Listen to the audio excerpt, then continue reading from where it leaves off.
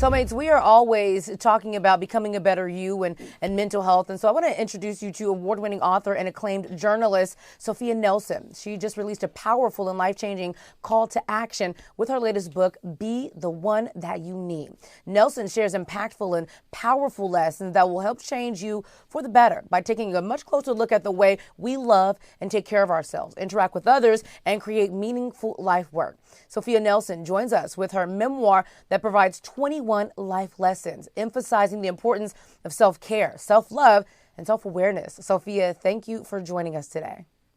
Thank you for having me. It's my pleasure to be here. We're so happy to speak with you. So your memoir, it offers us an approach that empowers us to ask ourselves three very important and very powerful questions.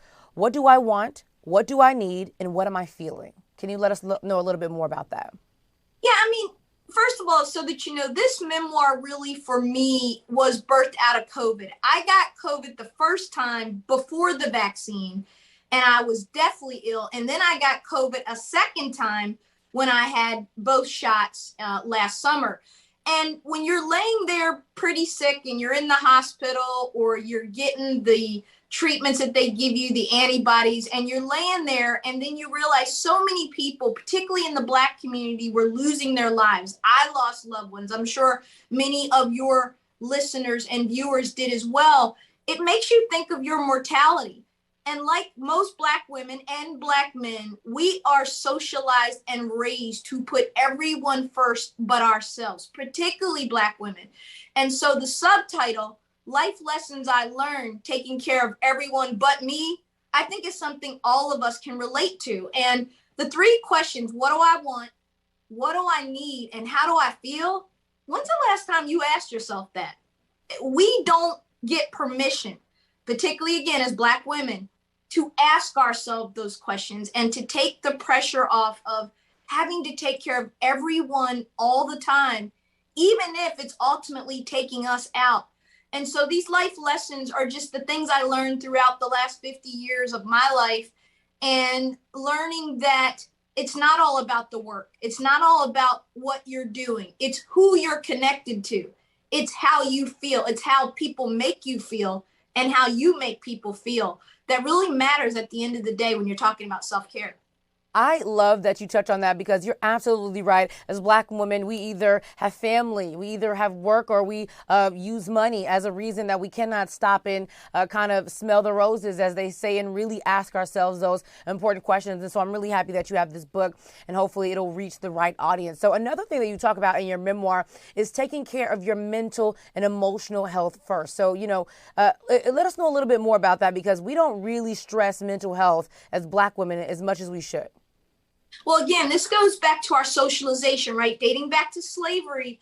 Think of what was put on us as Black women, the trauma of sexual violence, the trauma of losing our children, the trauma of trying to protect the children we had left, and the family structures that we tried to keep intact, and then not talking about it, and then going to Jim Crow segregation through the civil rights movement and to the empowerment movements where women began to make strides. As Black women, again, we are not allowed and given the same permission that our white sisters get. They're allowed to be depressed. They're allowed to take antidepressants. They're allowed to lay in bed. We're not. We're seeing in our community that that's a sign of weakness. And it's not, sisters.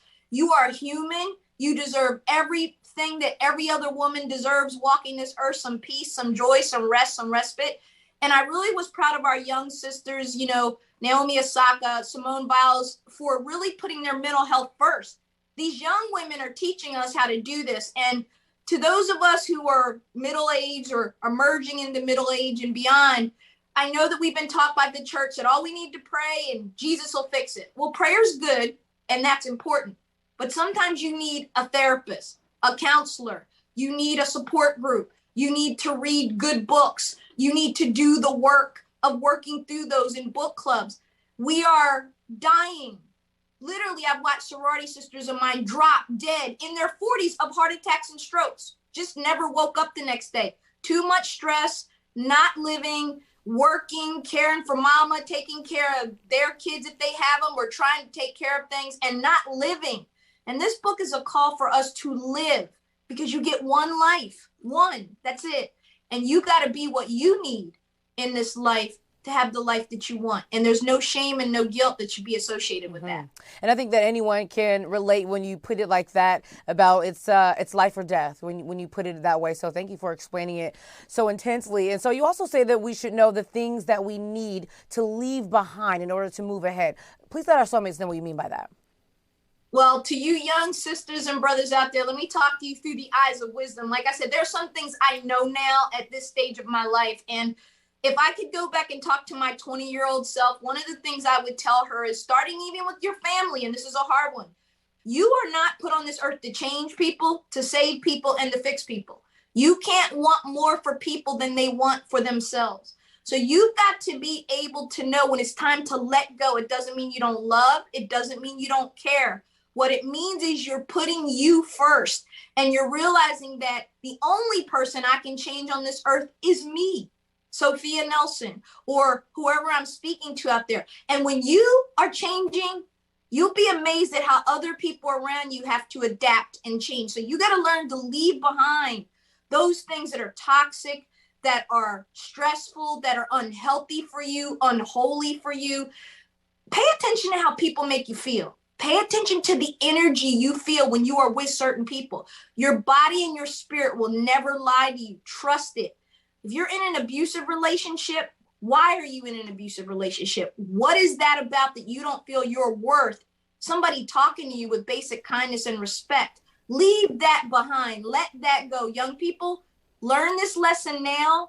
And when you get my age, you're going to be sailing through, and you're going to have a much happier, healthier, fuller life, because you will have learned to leave things behind when they're not good for you. Exactly. That is so true. And I'm so happy that you are teaching us this step by step by step. And we're going along with you in your book. And it's so powerful. And I encourage all of our soulmates to read it. But we don't have a lot of time. And there's one more thing that I really want to get to. And it's about managing expectations of ourselves and others. I really don't want you to leave without touching on that. You know, thank you for that. I'll end where I began, which is that at the end of the day, the only person you can change is you.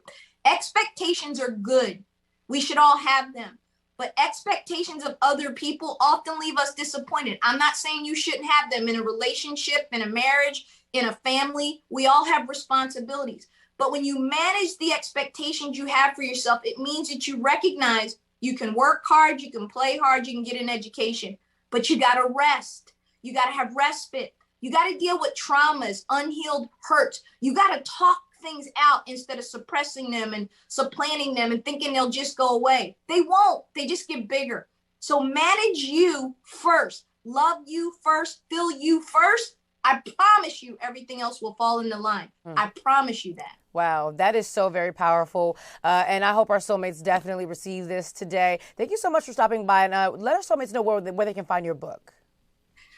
It doesn't release until late June, June 28th. Everywhere books are sold, Barnes, Target, Amazon. Pre-order now. Start book clubs. And thank you for having me, because it lets me know that you guys care about mental health and emotional health, and particularly as it affects our community. And I thank you for allowing me a few minutes to spend with you. Yes, thank you so much. And we appreciate you as well. We'll definitely have you back soon. Thank you.